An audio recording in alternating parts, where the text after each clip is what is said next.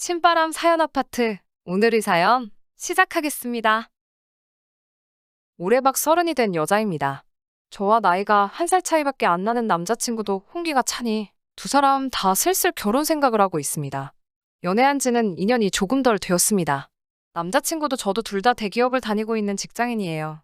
저희 집이 형편이 좋은 건 아니지만 어머니도 아버지도 두 분 다 공무원으로 은퇴를 하셨기 때문에 노후 준비는 다 되신 거나 마찬가지입니다. 제 위로 언니가 한 명 있는데 언니도 벌써 시집을 간 지 3년이 넘었고 현재도 별탈 없이 잘 살고 있습니다.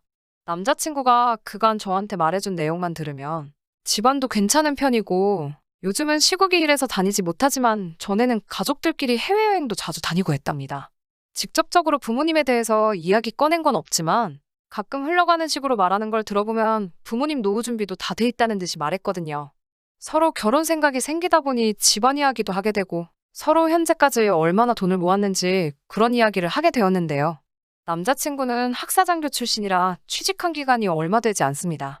저는 올해로 회사 생활한 지 5년이 넘었고 학자금 다 갚은 뒤부터는 한 달에 200씩 적금을 들어 현재 모은 돈이 1억을 넘게 모았는데 남자친구는 따로 적금을 들어놓은 게 없더라고요.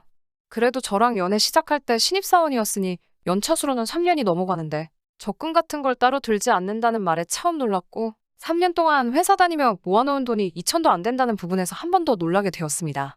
군대도 학사장교를 나왔는데 아무리 군인 월급이 적다지만 4년 가까이 복무해놓고 그때 나온 월급들은 다 어디로 간 건지 사실 잘 이해가 가질 않았습니다.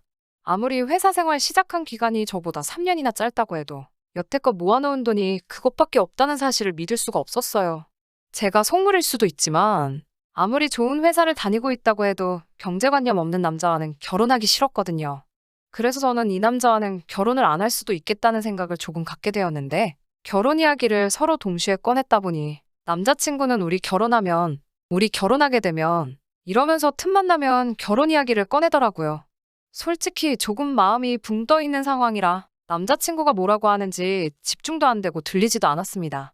모아놓은 돈이 차이가 많이 나는 것 때문에 그러는 걸 눈치를 챘는지 하나둘씩 돈을 못 모은 이유에 대해서 구구절절히 설명을 하더라고요. 자기 여동생이 현재 미국에서 미대를 다니고 있어서 자기가 학비를 조금 보태준 게 있다는 듯이 말하다가 부모님이 노후 준비가 안 돼 있어서 부모님 앞으로 드리고 있는 돈도 조금 있다는 말을 하더라고요. 그래서 여태까지 돈을 많이 못 모은 거라며 앞으로 우리 둘이 결혼하게 되면 같이 살면서 열심히 모아 집도 사고 여행도 다니자고 하는데 저한테는 그 말이 제가 번 돈으로 자기 여동생 학비도 내주고 부모님 생활비도 드리자고 하는 말처럼 들렸습니다. 연애하면서 동생이 있다는 사실도 이번에 처음 말해주는 거라서 조금 어이가 없었습니다. 동생이 있는 건 왜 말 안 했냐고 하니 미국에서 유학 중이라 저한테 소개시켜줄 수가 없으니 유학하는 동안은 없는 거나 마찬가지인 셈이라 알려주지 않은 거라 설명하더군요. 없는 거나 마찬가지인 여동생 학비는 왜 내줬나 싶고 여동생이 아주 장래가 촉망받는 화가가 될 거라면서 여동생이 그렸다는 그림들을 저한테 자랑하듯이 보여주는데 솔직히 저는 잘 모르겠더라고요. 이런 말하기는 좀 그렇지만 저도 나름 여가 생활한다고 갤러리도 많이 다니고 미술 작품에는 아주 조예가 없다고 할 정도의 사람은 아닌데 남자친구 여동생이 그린 것들은 솔직히 딱 봐서 겉멋만 잔뜩 들어있는 근처 대학생 졸업작품 전시회에 나온 작품들보다도 가치가 없어 보였습니다. 정말 재능이 있고 장래가 촉망받는 화가라면 학교에서 장학금까지 내주며 데리고 있을 텐데 학비 내주고 있다는 말을 들으니 말한 만큼 재능 있고 촉망받고 있는 인재는 아닌 듯 하고요. 제가 봐도 딱히 재능이 있어 보이지는 않는데 수많은 미대생들을 배출시켜온 미국 대학교에서 볼 때는 오죽할까요? 심지어 여동생이 27살인데 아직도 대학생이고 저랑 만나온 2년 동안 여동생은 대학생이었고 아직도 대학생이라는 소린이 27살인데 현재 몇 학년인지 짐작조차 가지가 않습니다. 본인 돈으로 학교를 다니고 있는 게 아니면 대학원에 가고 싶다고 할지도 모르는데 제가 피땀 흘려본 돈 가지고 생판 얼굴도 한번 못 본 남자친구 여동생 뒷바라지 하겠구나 싶어서 숨이 턱턱 막히더라고요. 부모님은 노후가 돼 있는 거 아니셨냐고 왜 결혼도 아직 안 했는데 생활비를 드리고 있느냐 물었더니 두 분이서 식당을 하고 계셨는데 코로나 때문에 문을 닫게 되면서 어머니는 현재 집에 계시고 아버지는 자전거 타고 다니면서 배달을 하고 계신다고 하더군요. 거기서 제가 말을 잇지를 못했어요. 노후 준비가 다 되셨다는 분들이 자전거 끌고 이 추운 날에 배달 일을 하고 계신다니? 배달 일을 하시는 분들을 무시하거나 하는 것은 아닙니다. 다만 노후 준비가 다 되고 은퇴를 하셨다는 듯이 설명해왔던 남자친구의 부모님이 현재 하던 사업이 망해서 생계를 목적으로 배달을 하고 계신다는 사실을 믿을 수가 없었어요. 정말 제가 누구에게는 속물처럼 보일 수도 있지만 결혼은 현실이잖아요. 그래서 저는 우리 결혼하는 거 조금만 더 생각해보고 싶다고 남자친구한테 말했습니다. 그랬더니 남자친구가 섭섭해하면서 저를 보고 돈 밝히는 여자 취급을 하더군요. 연애하는 내내 그렇게 안 받고 그런 제가 좋아서 결혼을 결심했는데 어떻게 저보고 그럴 수 있냐며 너무하다고 자기의 믿음을 배신했다는 식으로 말을 해왔어요. 배신이라는 말에 저도 확 열이 받아서 한마디 했습니다.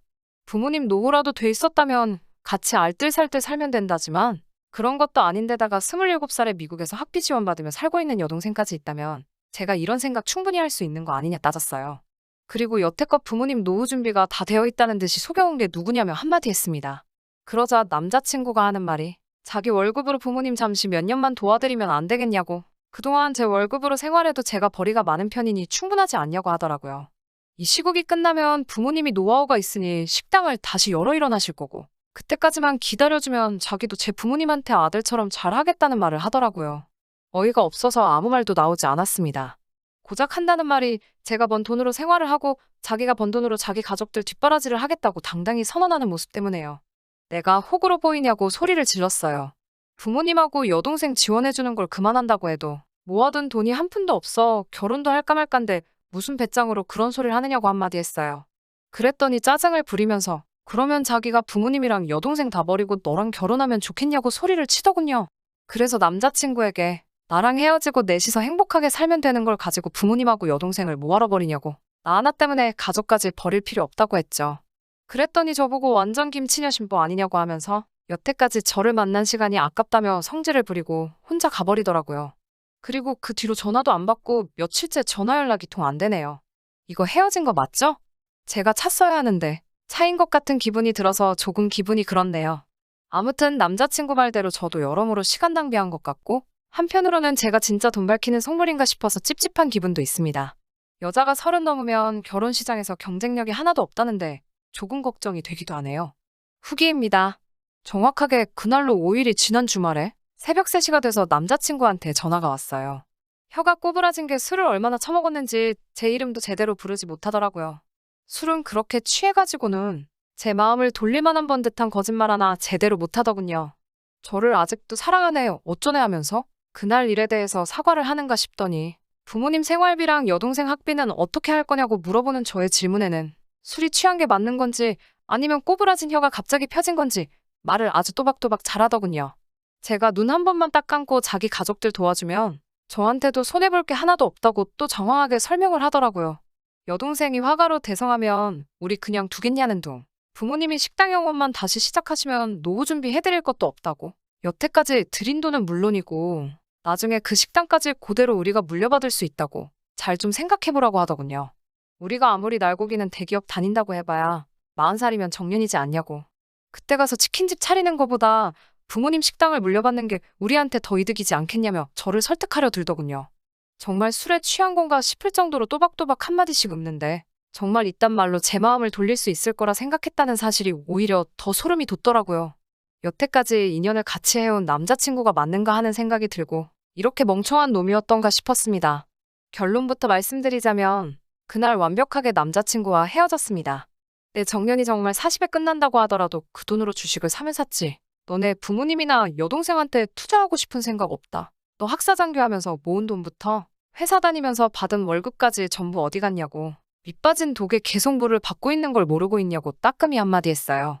너가 가족을 끔찍히 생각하는 건 눈물겹지만 그렇다고 나는 밑빠진 독에 구멍을 메우고 있는 두꺼비가 되고 싶은 생각이 없다고 한마디 했습니다. 사실 남자친구와 다툰 이후로 미국에서 미대 유학하는 비용도 대충 알아봤는데 한 학기에 1억이 넘는 곳도 부지기수였어요. 그래서 여동생한테 투자한 돈 본전 뽑고 싶으면 지금 한 푼이라도 더 여동생한테 학비 명목으로 보내주는 게 아니라 누가 봐도 재능이 없으니 최대한 빨리 귀국해서 취직할 준비나 하라고 하는 게 너한테도 네 여동생한테도 더 이득일 거고 그 누구도 너한테 해주지 못할 참된 조언일 것이라고 말해줬어요.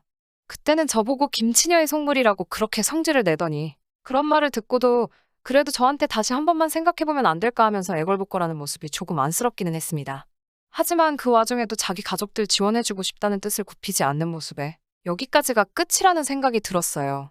남자친구와 통화를 하면서 제가 조금 말을 심하게 하긴 했지만 여태까지 만나온 정이 있어서 해준 최선의 충고라고 생각합니다. 그렇게 남자친구에게는 제가 할 수 있는 최대한의 충고를 해주고 후련하게 헤어지자고 선언했습니다.